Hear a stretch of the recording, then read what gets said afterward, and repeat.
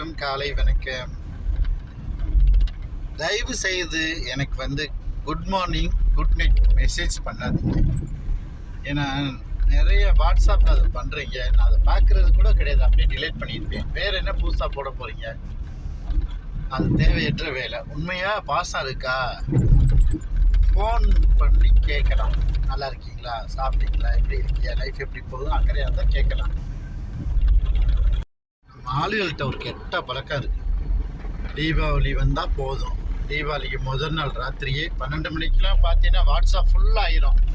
எனக்கெலாம் அப்படியே ஃபோனே ஃபுல்லாகிடும். அன்னைக்கு மட்டும்தான் தீபாவளி வாழ்த்துக்கள், உங்கள் குடும்பம் நீங்களும் சகல சௌபாக்கியத்தோடு நல்லா வாழணும்பாங்க. அதுக்கப்புறம் ஒரு வருஷத்துக்கு அப்புறம் ட்ரெஸ்ஸும் இருக்காது, அந்த வாட்ஸ்அப்பும் இருக்காது, அந்த ஆளே வரமாட்டாங்க வாட்ஸ்அப்பில். உண்மையாலே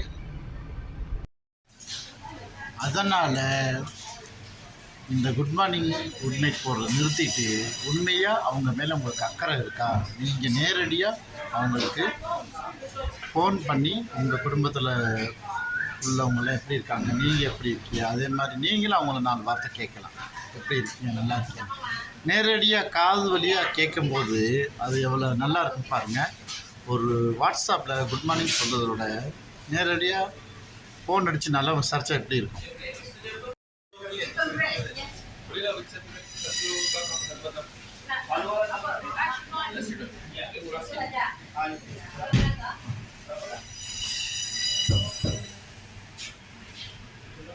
தொலை தூரம் நீயும் தொட முடியாமல் நானும் என்று தவிக்கும் பொழுதில் இனிக்கவில்லை வாழ்க்கை.